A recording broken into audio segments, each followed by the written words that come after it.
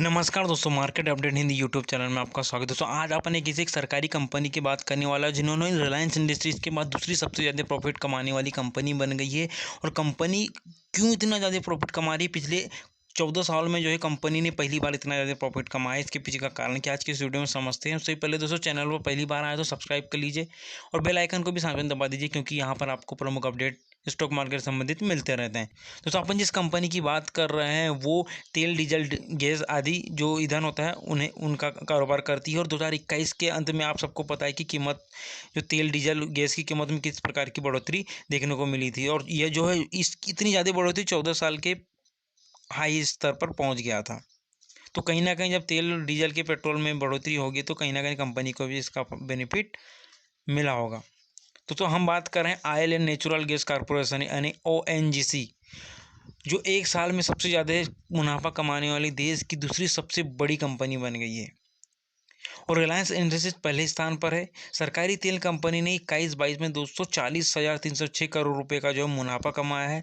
और यह 2020-21 में 11,246 करोड़ से 2.58 गुना ज़्यादा है।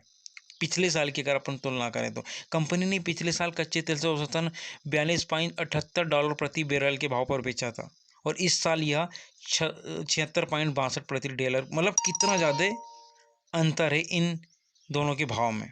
और इसका कहीं ना कहीं कारण आप समझ सकते हो कि जो रसिया यूक्रेन युद्ध हुआ था उसकी वजह से जिस प्रकार से कीमतों में बढ़ोतरी हुई। और दूसरी बात ये भी है दोस्तों कि सरकार ने जिस प्रकार से डीजल पेट्रोल के भाव में जो बढ़ाया गया था उसका भी बेनिफिट जो है इस कंपनी को मिला है, जिसकी वजह से इनमें इतना ज़्यादा प्रॉफिट देखने को मिला है। ONGC ने ये भी कहा है दोस्तों कि अब तक की सबसे अच्छी कीमत है।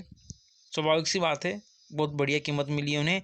और 2021 के अंत में जो तेल की कीमत में जो जोरदार बढ़ोतरी उसका भी कंपनी को बहुत अच्छा मुनाफा में प्रॉफिट मिला है। लेकिन वहीं अगर अपन बात करें दोस्तों कि जब कंपनी 2008 की बात करें तो कच्चा तेल जब $147 प्रति बैरल था, तब कंपनी को पेट्रोलियम उत्पाद की जो चिल्लर बिक्री होती जो रिटेल सेल्स होता है करने वाली कंपनियों को सब्सिडी तक देना पड़ा था। अगर अपन पुराने इतिहास की बात करें 2008 की, तो तब कंपनी उतना ज़्यादा कह लीजिए नुकसान में ही चल रही थी। लेकिन आज स्थिति कुछ अलग है। और जब 2008 में इन्होंने सब्सिडी देना, तब से कंपनी लगातार जो है घाटे में चल रही थी, लगातार इनके प्रॉफिट में नुकसान ही हो रहा था। लेकिन इस साल पहली बार इतना ज़्यादा प्रॉफिट कंपनी को हुआ है, क्योंकि कंपनी को अब जितना भी पेमेंट हो रहा है वो वर्ल्ड की जो कीमत है उस हिसाब से ही भुगतान हो रहा है।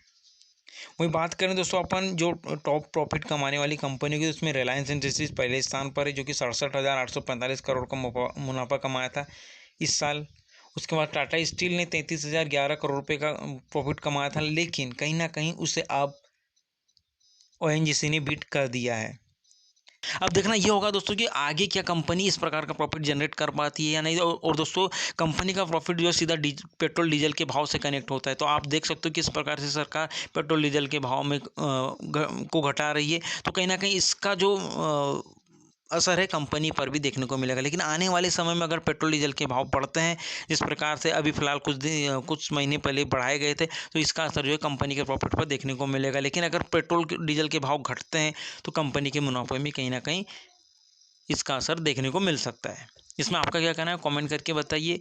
और ऐसी जानकारी के दोस्तों वीडियो को लाइक कर दीजिए, चैनल को सब्सक्राइब करना ना मिलते हैं किसी नए अपडेट के साथ, नई न्यूज़ के साथ। तब तक के लिए जय हिंद, जय भारत।